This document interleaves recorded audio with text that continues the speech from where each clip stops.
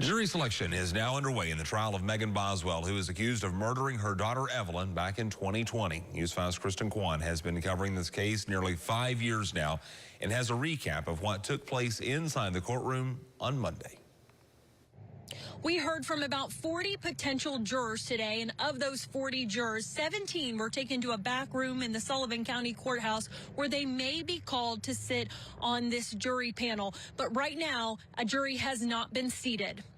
Now, each juror was brought in one by one, both sides asking them questions about the jury questionnaire that they filled out back in December. The jury questionnaire asking things like, what do you know about this case? And can you be sequestered? So pretty much every single juror had heard of this case. But the big thing both sides were asking the jurors is, can you set those opinions and what you have heard and come to a fair decision? So you can know about the case, but can you be fair and listen to the evidence? Now, this is something that is different for Sullivan County as well, because these jurors will be sequestered. That's the first time that they've done that in 15 to 20 years. So what that means is that the jurors will not go home after the trial.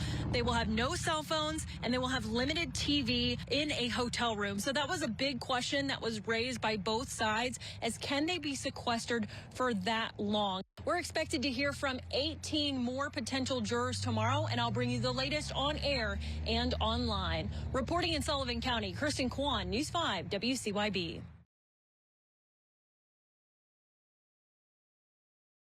A jury has been seated in the trial of Megan Boswell, and that trial will now begin tomorrow morning.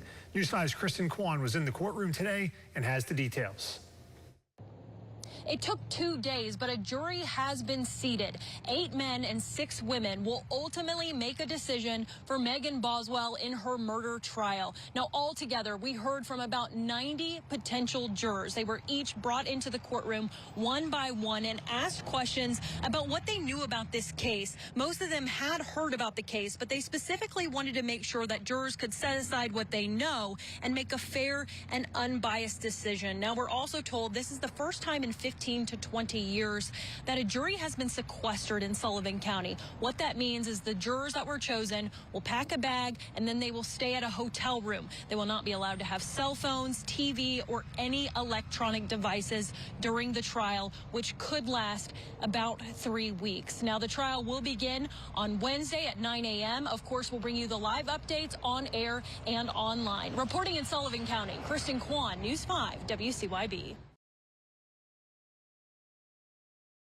The trial of Megan Boswell started today, and it was an eventful first day. Good evening. I'm Casey Getz. News 5's Kristen Kwan was in the courtroom all day and has a recap of what happened.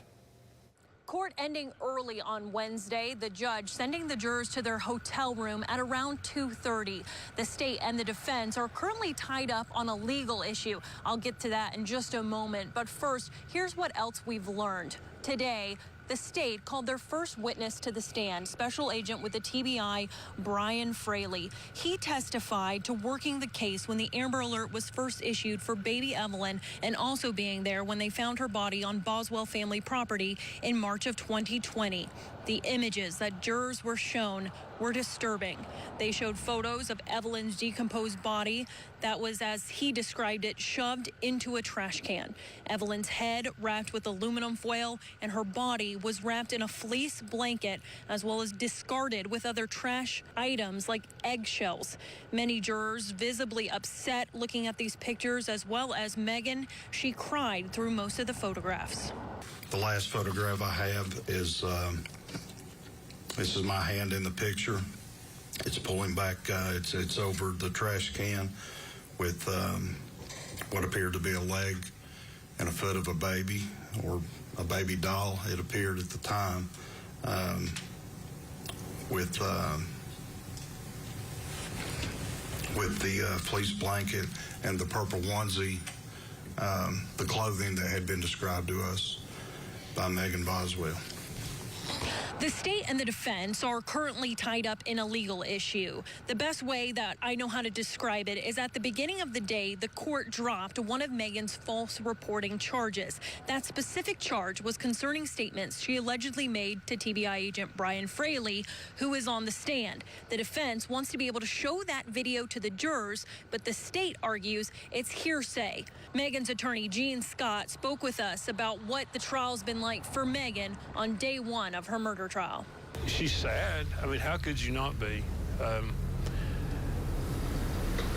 I think you all now understand what our defense is, maybe more so than I've said in the past. And, you know, she denies she did anything to intentionally harm her child.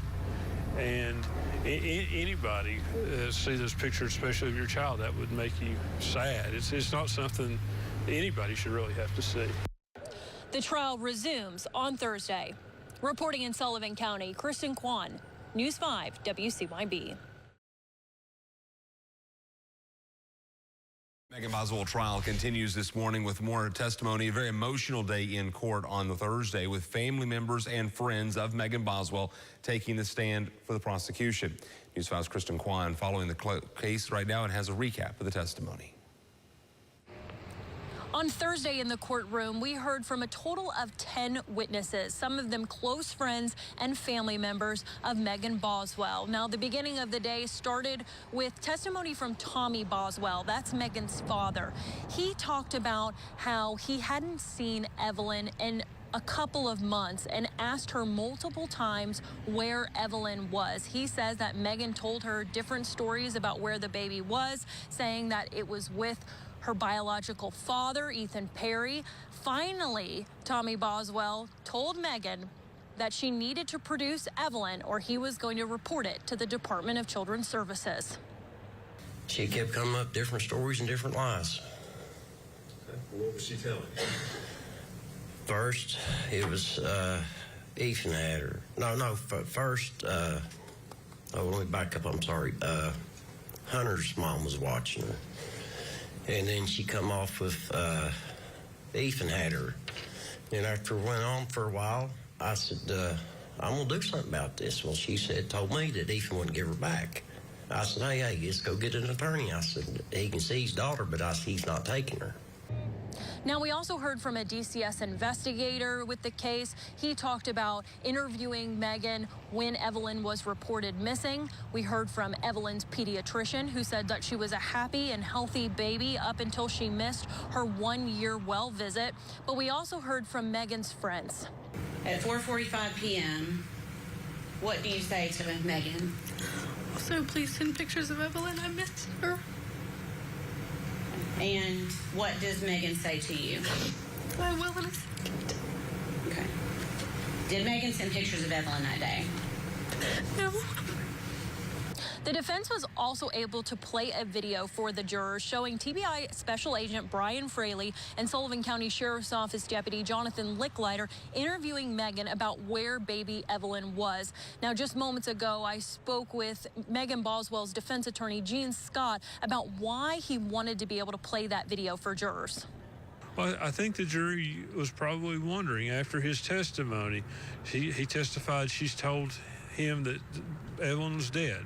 So I think, just to put it into context so the jury would understand, so he would explain to the jury, they would know what Megan knows about what happened.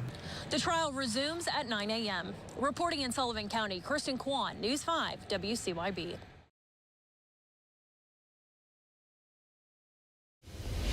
Today was day 3 in the trial of Megan Boswell. Good evening and thanks for joining us. I'm Teresa Carter.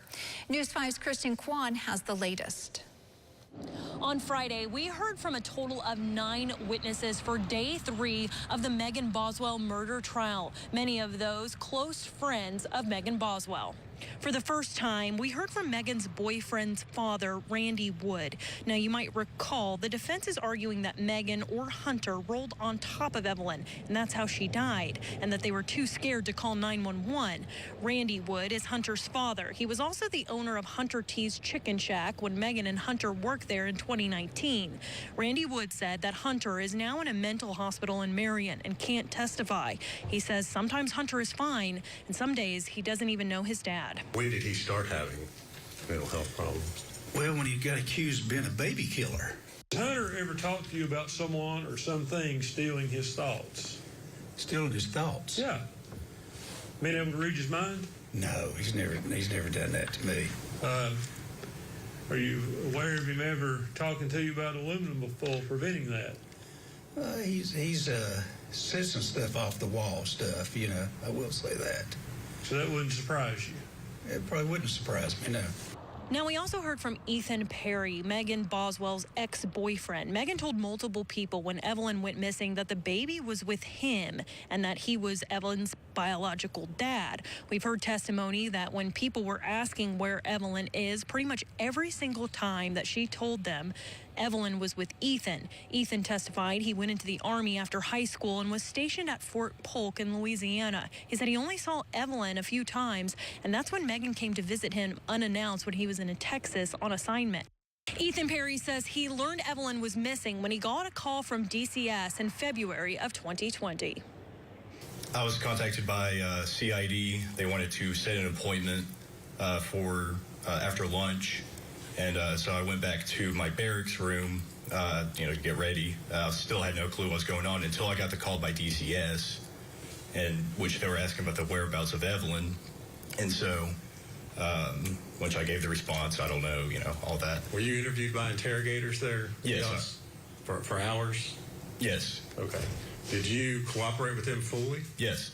Did you allow them to search your cell phone? Yeah, search my cell phone, take DNA, search my barracks, and search my car. Okay. So investigators searched the barracks looking for Evelyn? Correct. In Fort Polk, Louisiana? Correct. Okay. Was Evelyn there with you at your Army base there in Louisiana? No. The trial resumes at 9 a.m. on Saturday. Of course, you can watch the trial on our YouTube and social media pages, as well as WCYB.com. Reporting in Sullivan County, Kristen Kwan, News 5, WCYB. Good evening, everyone. The Megan Boswell trial continued into a fourth day today. It's a unique trial running 6 days per week because of its length and the need to sequester the jury. News 5's Liam Bridgman has been at the courthouse all day. He explains what happened. On day 4 of the Megan Boswell trial, we heard from several law enforcement officers that interviewed Boswell throughout the investigation. TBI Special Agent David Gratz was the last witness on the stand. He was the lead TBI investigator working on the case. During his testimony, the prosecution revealed several pieces of evidence, including an apartment application that Gratz obtained, signed by Hunter Wood. The application listed 3 individuals that would be living in the residence. Gratz says he spoke with Boswell about this application and asked who the third occupant would be. Did the defendant say the third occupant was going to be Evelyn Boswell? No. Okay, go ahead, sorry. The defendant told us that at that time she was pregnant and the third occupant was for the unborn baby. Gratz says throughout the investigation, he asked Boswell about different scenarios that could have led to Evelyn's disappearance. In one instance, he asked if Evelyn had any type of breathing issue, wanting to know if an accident had occurred. Did she continue to maintain nothing like that had happened? She did. She denied that there was ever any breathing issues. Okay. Did she maintain she told you everything? Multiple times the defendant had told us that she had told us everything that she knew. Joey Strickler, the captain of criminal investigations with Sullivan County Sheriff's Office at the time of this case, also took the stand on Saturday. In an interview with Boswell in February, Strickler pleads for any type of information on Evelyn's potential whereabouts. I need your help. And if you can think of any way of actually form, where that baby's at, or where, just pull me in the right direction. Please help me. Please help me. I want to bring it back in. Bring her back in.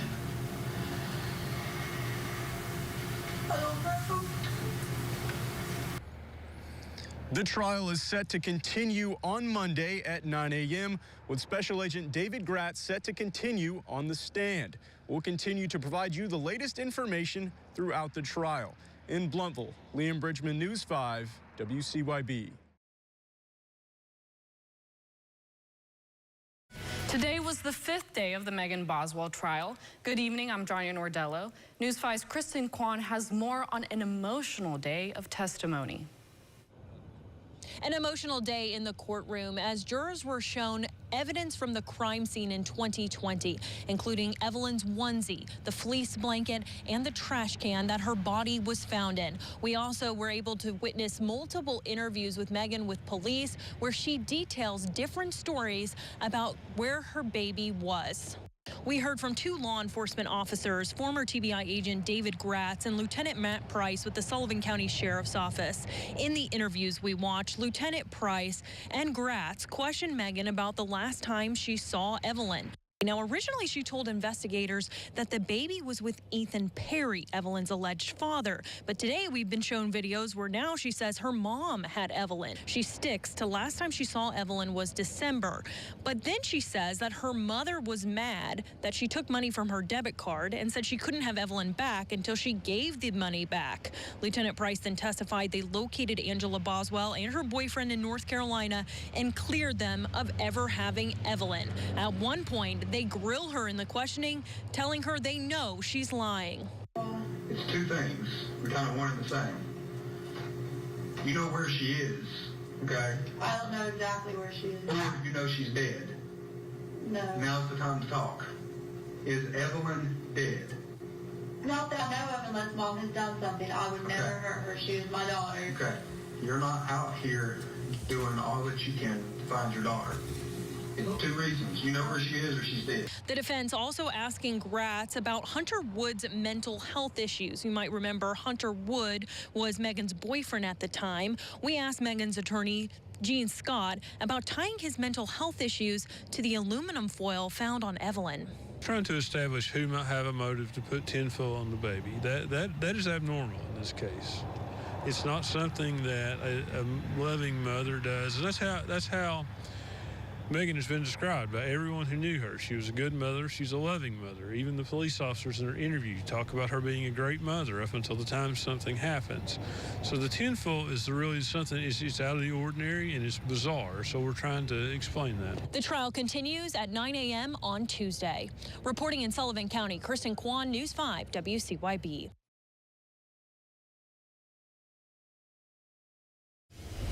A forensic expert testifies on the stand today in the trial of Megan Boswell. Good evening, I'm Casey Getz. News 5's Kristen Kwan was in the courtroom today once again, and she explains what happened. It was a heated day in the courtroom on Tuesday as the medical examiner testified that Evelyn died from homicidal violence. But the day was also centered around forensic scientists testifying about the DNA and fingerprints they found on items found from the crime scene. 2 forensic scientists testified on the numerous items that were tested. Some of those items were found inconclusive. So, for example, the blanket we're told Evelyn was wrapped in, no DNA was found because of the amount of decomposition fluids on the blanket. However, DNA was found on chewing gum, a water bottle, and tissue found in the trash can. They also found Megan's fingerprints on the rim of the trash can and one on the black trash bag found in the can with Evelyn's body. We also heard from one medical examiner. Here's how she said Evelyn died. The cause of death, homicidal violence. The defense arguing that Evelyn could have died from something like sudden infant death syndrome. The second medical examiner was also questioned by the defense on that. Can you say conclusively that this child was alive or dead when it was placed in the blanket and the tinfoil?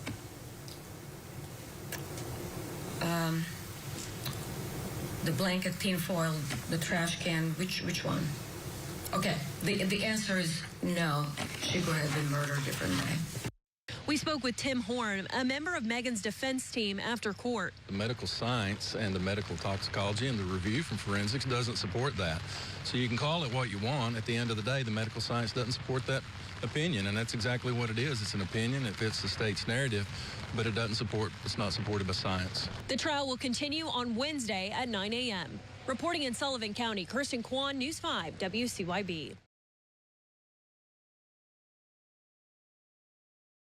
The trial of Megan Boswell, expected to last 3 weeks, is now in the hands of the jury after just a week. Good evening, I'm Casey Getz.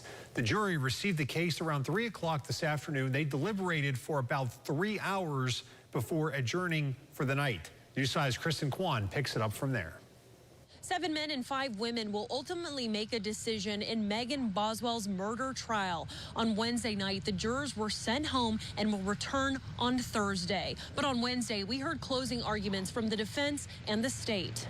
The defense was trying to poke holes in the state's evidence, saying the medical examiner couldn't rule out the possibility that Evelyn died from SIDS or another medical condition. Her attorney, Gene Scott, also saying that you can't judge someone by how they grieve. He said, should Megan have called and reported Evelyn's death? Yes. Have they proved she's a liar? Yes. But they haven't proved that she's a murderer. He also mentioned that Megan had a tough upbringing that was different than most. The state saying Evelyn deserved to grow up and that Megan Boswell took that away from her. They say there's no evidence that anyone else was involved in the DNA, the fingerprints, and all evidence points to Megan Boswell. They say she failed her daughter and she should be held accountable for what she did. Both sides getting emotional in the courtroom. Because she can't face the truth about what she's done. She can't face that truth. She can't look at that picture. I'm not going to put it back up there for you. She can't face what she's done to that child. Discarding her like a piece of garbage. You can't judge someone for how they grieve. You don't know what goes through their head. You don't know what they were raised with. I've never lost a child. I hope none of you ever have. But how am I to tell someone when they lose their child how they grieve? The jurors will return on Thursday, and of course, we'll bring you the latest updates on air and online. Reporting in Sullivan County, Kirsten Kwan, News 5 WCYB.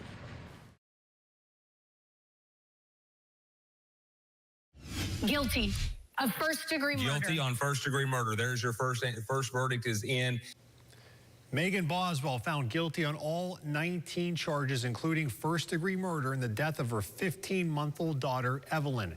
News 5's Rebecca Pepin and Preston Ayers reading the guilty verdict live as they heard it from the jury. The judge did not allow the jury foreman's voice to be heard on camera.